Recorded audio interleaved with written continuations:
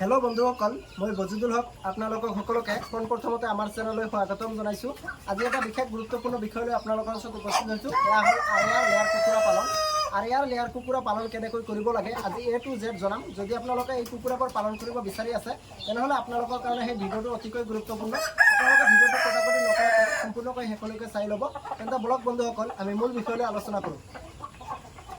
বন্ধুসকল, যদি আপোনালোকে আৰেয়াৰ লেয়াৰ কুকুৰা পালন কৰিব বিচাৰি আছে তেনেহ'লে আপোনালোকক সেই কুকুৰাবিলাকৰ বিষয়ে প্ৰথমে জানিব লাগিব।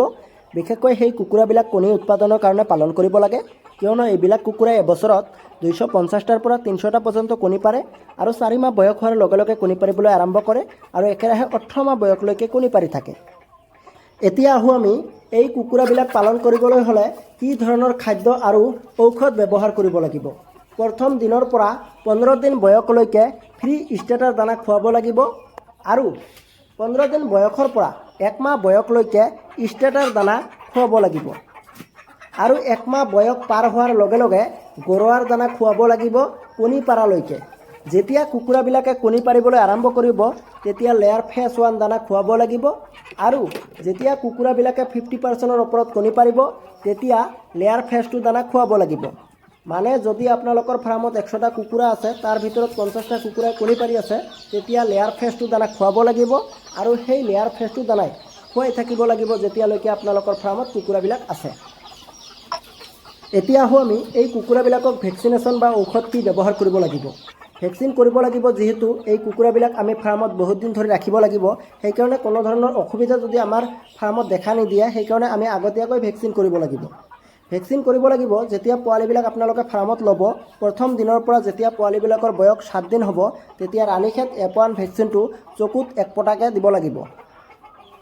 দ্বিতীয় ভেকচিন কৰিব লাগিব 14 দিন বয়সত। সেই ভেকচিনটোৰ নাম হ'ল গাম্বুৰু। সেই ভেকচিনটো পানীৰ লগত মিহলাই খাবলৈ দিব লাগিব। তৃতীয় ভেকচিন কৰিব লাগিব 21 দিন বয়সত।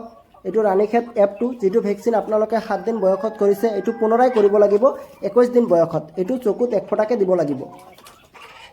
4 নম্বৰ ভেকচিন কৰিব লাগিব 28 দিন বয়সত। এইটো গাম্বুৰু ভেকচিন, যিটো 14 দিন বয়সত কৰিছে এইটো পুনৰাই 28 দিন বয়সত কৰিব লাগিব। 35 দিন বয়সত কৰিব লাগিব ফাউলপক্স। এইটো ভৰিৰ মাংসত বেজি দিব লাগিব আৰু 2 মাহ বয়সত কৰিব লাগিব R2B। এইটো ভৰিৰ মাংসত 0.5 ml বেজি দিব লাগিব আৰু এইটো পুনৰাই 2 মাহ মূৰে মূৰে কৰি যাব লাগিব, যিহেতু আমাৰ ফাৰ্মত কুকুৰাবিলাক থাকি যাব সেইকাৰণে কৰি থাকিব লাগিব। কোনো ধৰণৰ অসুবিধা তেনেহ'লে ফাৰ্মত দেখা নিদিব। তাৰ লগতে যেতিয়া কুকুৰাৰ পোৱালিবিলাকৰ বয়স 45 দিন হ'ব তেতিয়া আপোনালোকক পেলুৰ ঔষধ কৃমিটনিক ব্যৱহাৰ কৰিব লাগিব।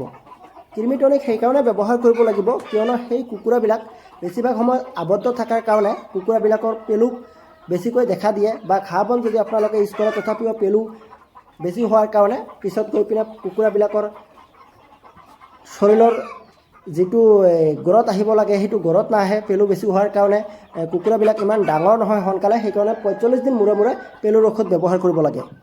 প্ৰথম আপোনালোকে পোৱালি যেতিয়া ল'ব তেতিয়া 45 দিন বয়সত ব্যৱহাৰ কৰিব আৰু পুনৰাই 45 দিন মূৰে মূৰে পেলুৰ ঔষধ ব্যৱহাৰ কৰিব লাগিব, মানে কৃমিটনিক ব্যৱহাৰ কৰিব লাগিব। তো যিয়ে নহওক বন্ধুসকল, এতিয়া আহোঁ আমি এণ্টিবায়'টিক মেডিচিন কি ব্যৱহাৰ কৰিব। এণ্টিবায়'টিক মেডিচিন ব্যৱহাৰ কৰিব লাগিব। বিশেষকৈ বহুত ধৰণৰ অসুবিধা দেখা দিয়া সৰু সুৰা জ্বৰ, সৰ্দি, কাহ এনেকুৱা ধৰণৰ কেতিয়াবা কুকুৰাবিলাকক এনেকুৱা ধৰণৰ সমস্যা দেখা দিয়ে। বহুত দাদা আমাক কল কৰি থাকে। তো যিয়ে নহওক বন্ধুসকল, আমি এতিয়ালৈকে বহুত এণ্টিবায়'টিক ইউজ কৰিছোঁ, কিন্তু আমি আমাৰ ফাৰ্মত বৰ্তমান এটা এণ্টিবায়'টিক ইউজ কৰোঁ, এইটো হ'ল মেৰিকুইন। এইটো এণ্টিবায়'টিক আপোনালোকে ৰাখি দিব। প্ৰথম যেতিয়া আপোনালোকে পোৱালি ল'ব প্ৰথমে 2 দিন ইউজ কৰিব, প্ৰথম দিন আৰু দ্বিতীয় দিন। তাৰপিছত এইটো ইউজ কৰিব নালাগে। পিছত আৰু 15 দিন মূৰত 2 দিন ইউজ কৰিব, তাৰপিছত আৰু ব্যৱহাৰ কৰিব নালাগে। যেতিয়া আপোনালোকে কোনো ধৰণৰ অসুবিধা দেখা দিব তেতিয়া আপোনালোকে সেই এণ্টিবায়'টিক মেডিচিনটো ব্যৱহাৰ কৰিব। তো মই ভিডিঅ'ত আপোনালোকক মেৰিকুইন এণ্টিবায়'টিকটোৰ পিকচাৰ আপোনালোকক দি দিছোঁ, আপোনালোকে চাই ল'ব। তো যিয়ে নহওক বন্ধুসকল, আৰেয়াৰ লেয়াৰ কুকুৰা পালন কৰিলে প্ৰথমে দানা আৰু ভেকচিনেশ্যন আৰু ঔষধৰ বিষয়ে জানিব লাগিব। এইটো মই আপোনালোকক প্ৰথমে জনাই দিছোঁ। তাৰপিছত আহোঁ আমি যেতিয়া কুকুৰাবিলাকে আপোনালোকে পালন কৰি থাকিব তেতিয়া নিশ্চয় লিভাৰ টনিক আৰু ভিটামিন আৰু কেলছিয়াম ব্যৱহাৰ কৰিব লাগিব। যেতিয়া আপোনালোকে পেলুৰ ঔষধ ব্যৱহাৰ কৰিব, প্ৰথম দিন পেলুৰ ঔষধ ব্যৱহাৰ কৰিলে তাৰ 3 দিন মূৰত আপোনালোকক লিভাৰ টনিক ব্যৱহাৰ কৰিব লাগিব 1 সপ্তাহলৈকে। আৰু আপোনালোকে ফাৰ্মত যিহেতু কুকুৰাবিলাক ৰাখি দিব সেইকাৰণে আপোনালোকে মাহত হওক 15 দিন মূৰত হওক ভিটামিন নহ'লে কেলছিয়াম 1 সপ্তাহ ব্যৱহাৰ কৰিব। পুনৰ আৰু 15 দিন মূৰত এক সপ্তাহ ভিটামিন ব্যৱহাৰ কৰিলে, 15 দিন মূৰত এক সপ্তাহ কেলছিয়াম ব্যৱহাৰ কৰিলে, সেই হিচাপত কেলছিয়াম আৰু ভিটামিন পুনৰাই ব্যৱহাৰ কৰি থাকিব লাগিব। তেনেহ'লে কুকুৰাবিলাকৰ কোনো ধৰণৰ অসুবিধা নহ'ব। যিয়ে নহওক বন্ধুসকল, আৰিয়া লেয়াৰ কুকুৰা পালন পদ্ধতি সম্পৰ্কে কিছু কথা আপোনালোকক থুলমূলকৈ জনাই দিছোঁ। যদি আপোনালোকক ভিডিঅ'টো ভাল লাগিছে তেনেহ'লে আমাৰ চেনেলৰ লগত থাকিব, কিয়নো আমাৰ চেনেলত লেয়াৰ কুকুৰাই হওক যিকোনো কুকুৰা পালনৰ বিষয়ে বিভিন্ন ধৰণৰ তথ্য আপোনালোকে পাই থাকিব। কিয়নো আমি যিবিলাক তথ্য দিম আমি প্ৰেক্টিকেল কৰাৰ পিছতহে আপোনালোকক জনাম। এনে আমি মুখৰ কথা বা কোনো ধৰণৰ ভিডিঅ' চাই পিনে আপোনালোকক এটাও ভিডিঅ' নিদিম, কিয়নো প্ৰেক্টিকেল আমি কৰি আছোঁ, এইটো তথ্য আপোনালোকক দিম। তো যিয়ে নহওক বন্ধুসকল, আপোনালোকক আগবাঢ়ি আহক। ফাৰ্ম যদি কৰিব বিচাৰি আছে তেনেহ'লে ধৈৰ্যৰ প্ৰয়োজন হ'ব। ধৈৰ্য নাথাকিলে আপোনালোকে কেতিয়াও কুকুৰা পালন কৰিব নোৱাৰিব। তো যিয়ে নহওক বন্ধুসকল, সকলোৱে ভালে থাকিব, সুস্থ থাকিব, আৰু আমাৰ চেনেলত যদি নতুনকৈ আহিছে চেনেলখন ছাবস্ক্ৰাইব কৰি ৰাখিব, লগতে বেল আইকনখন মাৰি দিব। নেক্সটত যেতিয়া আমি ভিডিঅ' দিম আপোনালোকৰ তাত সোনকালে গুচি যাব।